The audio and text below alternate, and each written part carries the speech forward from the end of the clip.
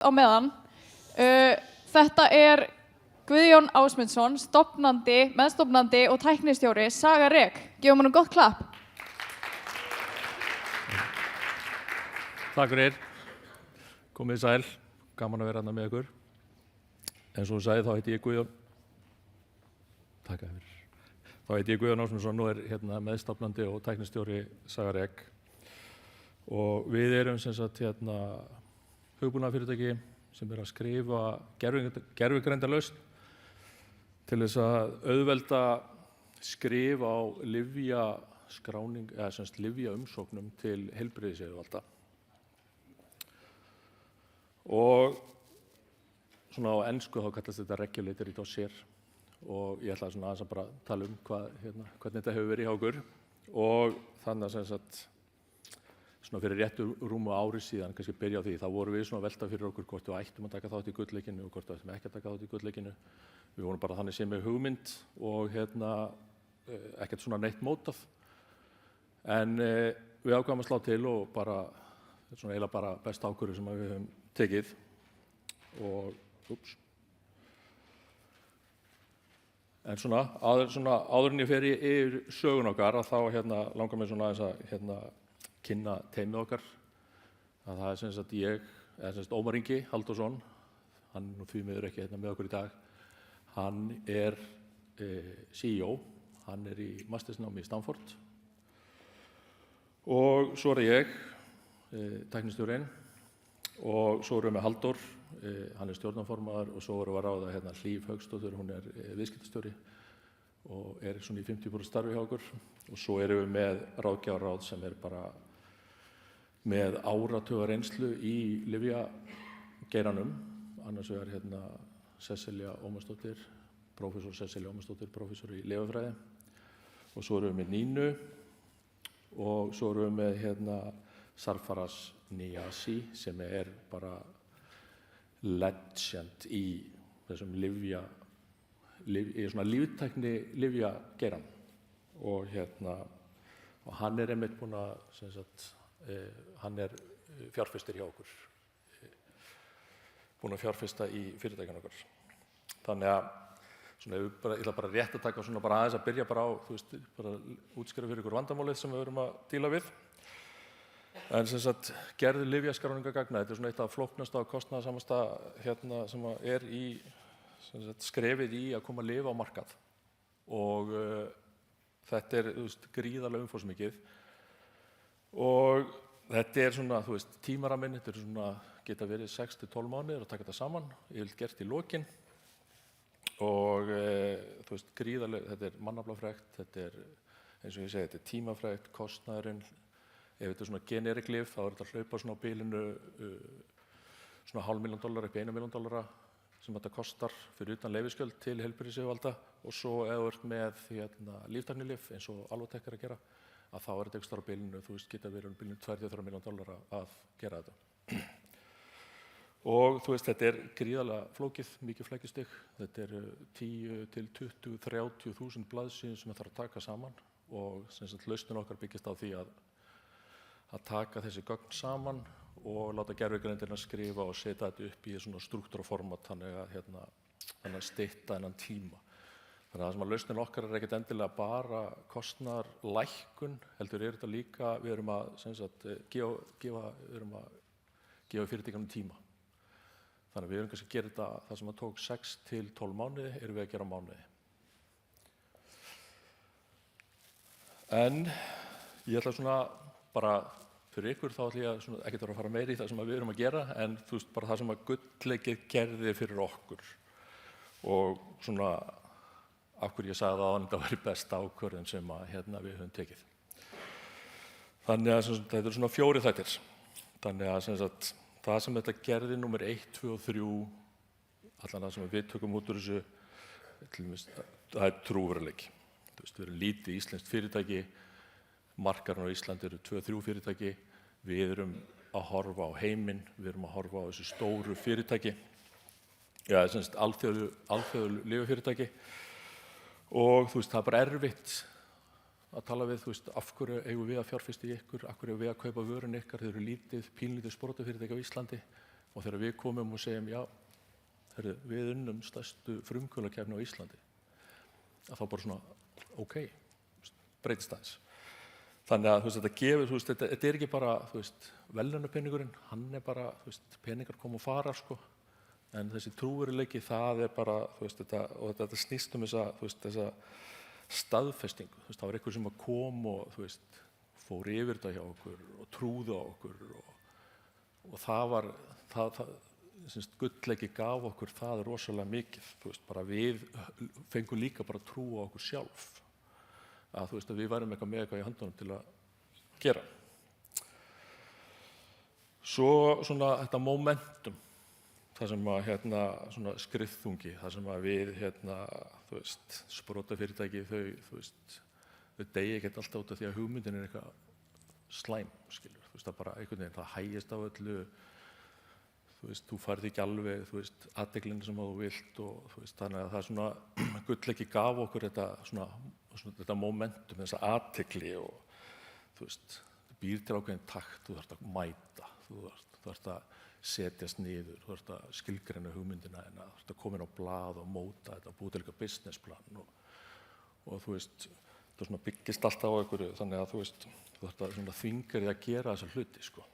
Og þannig að þú lærir að segja þessa sögu sem þú þarft að gera og hvað þú þarft að gera og reyna að koma miðlinn áfram, sko.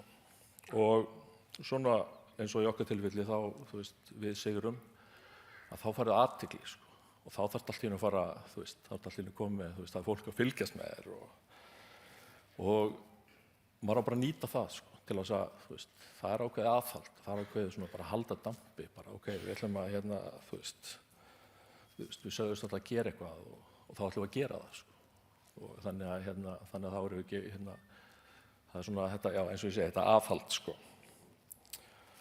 Þannig að, og svo tengslanettið, það er bara, bæði fólki sem var með okkur í gullleikinu, bara Guð minn almáttugur hvað maður lærði mikið af því, öllum hinum þáttakendunum, öllum hjá KLAK, þarna, við allt í einu ertu farin að hitta einhverja mentora, farin að hitta ráðgjafa, farin að hitta fjárfesta og þetta er allt svona fólk, þetta er allt fólk sem að langar svo, þetta er ekki eitthvað svona LinkedIn tengingar sem bara svona heyrir aldrei aftur í, þetta er bara fólk, virkilega fólk sem að langar að hjálpa þér og bara, það er að spyrja hvernig gengur, hvernig get ég hjálpa þér, get ekki kynnti fyrir, þessari manneski, get ég kynnti, fyrir þessum og get ég, á ég hjálpa að gera þetta og svo þegar það er búið að gera það, þá fór ég follow-up, bara, hvernig gekk, við erum bara með mýmörg svoleiðis dæmi, sko.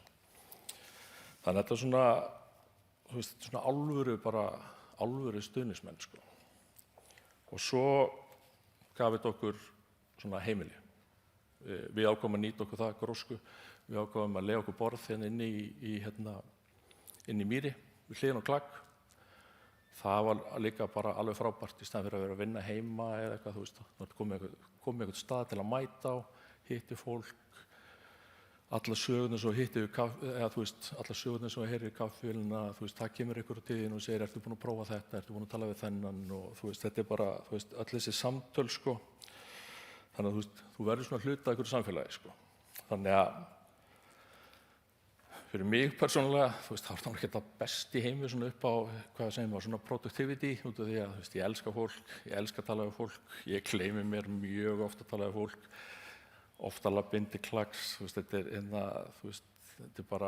er bara þannig mitt, þið eru búin að vera hér, eða að stofna fyrirtæki, leigja ykkur borð hérna inni, þetta er æðislegu vettvangur, sko.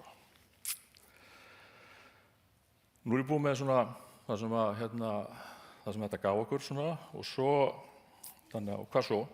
Það er svona, hvað gerist eftir að við unnum gullleikið? Og það er, þetta ár, þetta er búið að vera bara, þetta er búið að vera sturlað, sko. Þannig að, sko, eins og ég segi, við unnum gullleikið í febrúar og við byrjum að vinna hér.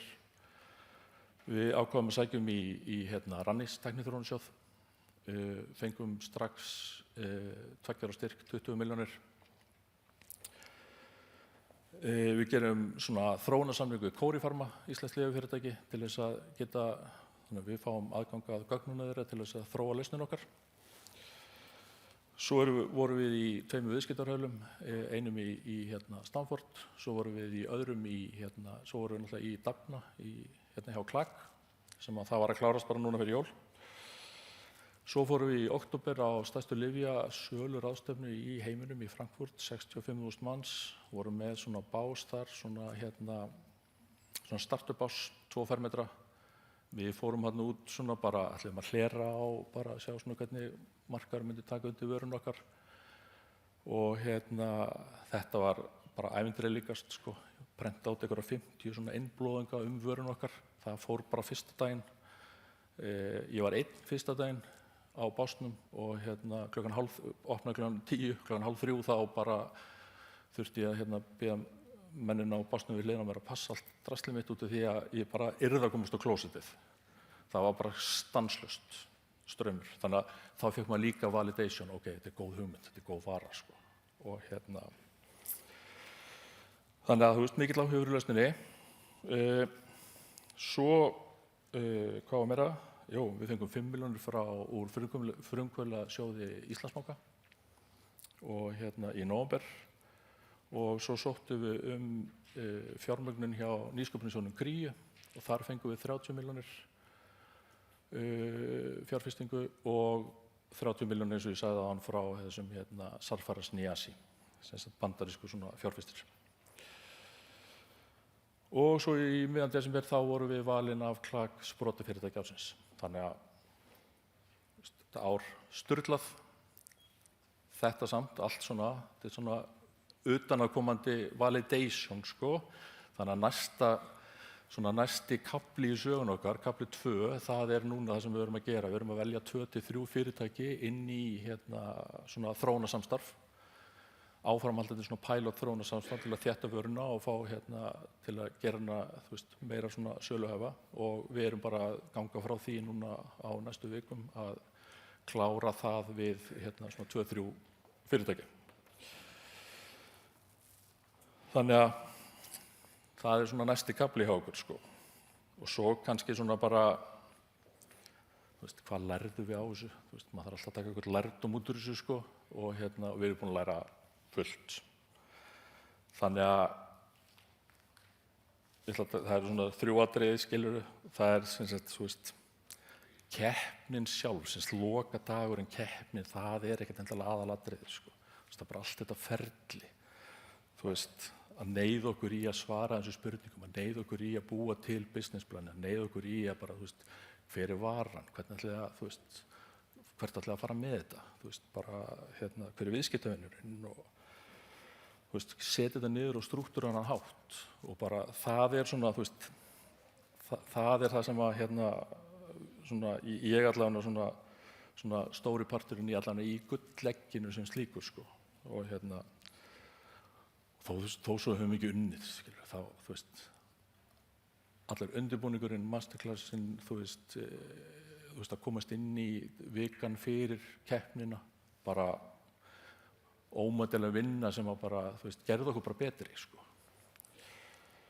Svo trúveruleikinn, hann bara líka, þú veist, það lærðum við á þessu, hann eykst, skilur, þú veist, það er bara, þú veist, gullleikið, það leiddi okkur til grósku, þú veist, gróska leiddi okkur til ákveðna, þú veist, tenginga og tengsla við aðra, sko. Það leiddi til Rannís leiddi til, þú veist, fjárfesta og fjármögnunar og þannig að svona bara svona eitt leiddi af öðru í þessu, þannig að sem að gerði það að trúverðuleikinn var alltaf að aukast.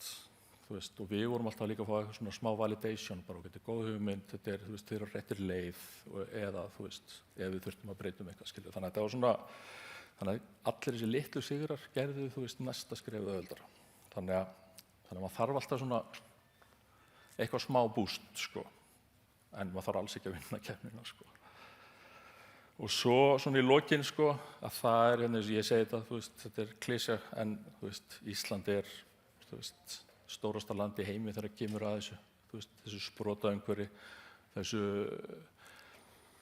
þessu nýsköpunar svona grósku, sko, þú veist, þetta er, þú veist, við erum lítið þjóð, þú veist, það þekkja allir alla, þú veist, eða þá þú þekkir eitthvað sem að þekkir eitthvað, þú og nýta sér þetta út í eitt, að koma, næsta, þetta tengslanett og allt þetta dæmi, þetta er ógeðslega þétt og bara vera hérna inni, ég gerði mér enga grein fyrir hvað klak og þetta sprota umhverfi er stórt á Íslandi og hvað þau eru ótrúlega styðjandi. Þannig að, og bara nýta sér það, sko. En ekki gleyma einu, sko, og það er einhvern veginn svona sem að við lærðum líka á þessu að hugsa stórt. Það er bara númer 1, 2 og 3, sko. Og bara leyfa sér að hugsa bara gríðarlega stórt, sko. Að einhverju leyti hugsa ég bara fyrst, ok, ég ætla að fara í þetta, ég ætla að stofna þetta fyrirtæki, við ætlum að búa til vinnu, fyrir okkur. Dag, við ætlum að sigra heimil, sko. Við erum bara þar. Og bara leyfa sér að hugsa það. Bara vera alveg nógu kokki í því að, láta bara stærð landsins ekki hafa, við höfum fullt erindi út í heim. Þetta er svona það sem ég ætla að segja ykkur frá. Og bara ef það eru einhverjar spurningar, þá. Virkar þessi mæk ekki? Íma í kannski svona 2 spurningar. 2? Einhver með spurningu gullleggið eða sagaregg? Okay. Ég er með spurningu. Þú mátt spyrja. Hver var svona helsti vendipunktur hjá ykkur? Hvað var það svona sem að virkilega lét ykkur komast á stað? Sko við stofnum fyrirtækið í desember 2024 og við ætluðum bara að gera það sjálfur, við erum með sterkt bakland í þessum lyfja, ég var að vinna í Alvotech í 4 ár og hef þekkingu þaðan, er samt hef reynslu úr verk- og tölvunarfræði, ekkert úr lyfjafræði en við erum með sterkt bakland í því. Og við ætluðum alltaf að sækja í Rannís. Ég er sannfærður það að við höfum ekki fengið Rannís í fyrsta ef við hefðum ekki farið í gullleikið. Þannig að númer 1, 2 og 3, allan í okkar tilfelli, að taka þátt í gullleikinu og að vinna það var, við værum ekki hér í dag ef við höfum ekki tekið þátt í gullleikinu. Það er bara 100%. Það hefur verið svona ákveðin gæðastimpill fyrir ykkur. Allan daginn. Og maður fann það bara strax þegar maður var bara búin að bara eftir keppnina og maður fór að tala við fólk á eftir og þetta var bara algjörlega, sko. Nákvæmlega. Mér langaði svona að benda eins á það sem þú sagðir áðan líka með tengslanett. Já. Að þið eru alveg ennþá í sambandi við þau, til dæmis topp 10 teymin sem að þið voru með í lokakeppninni. Lærðu af þeim. Allan daginn. Og við erum að hittu þau reglur, maður hittir það náttúrulega á förnum vegi og sé hvað þau eru að gera og þetta skilurðu. En líka bara, tengslanir í gegnum eins og hér inni í mýrinni, sko. Bara maður að hitta fólk sem bara, ég verð að koma þér í sambandi við þessa, eða ég verð að, þessi, tala við þennan og þegar ég var að tala hjálpin á þann, skilurðu, bara þegar við vorum að sækja í kríu og þá, sendum við umsóknin okkar á nokkra aðila og þeir fóru yfir hana og komum tilbaka með eitthvað feedback og við héldum smá svona demorun fyrir ákveðna aðila og þetta er bara fólk sem við þekkjum svona bara kynnst hér og þar, sko. Og ég er ekki að grínast í ykkur, daginn eftir að við héldum fyrir kynninguna fyrir stjórn kríu sem var ákveða hvort við fengjum fjármögnunina að við höfum tölvupóst frá öllum, bara hvernig gekk, hver er staðan. Og svo, fljótlega eftir að þegar nær dró, þegar átt að tilkynna þetta, að þá fengum við aftur tölvupóst bara, eru þið búin að heyra eitthvað? Skilur. Þannig að þetta er bara, þetta er svona kunningjar, sumir ekki einu svona kunningjar, bara fólk sem við höfum leitað til, bara allir bæði með þetta follow-up, það veitir líka svolítið aðhald, sko. Það var alltaf nýtt fyrir mér, sko. Þannig að Geggjað. Yes. Þið eru öll svona farin að dýfa tánum onni í þetta tengslanet með því til dæmis að tengjast okkur á LinkedIn hópnum og bara vera í sambandi við hvort annað og okkur. Það sprettur ótrúlega margt út frá því. Já. Og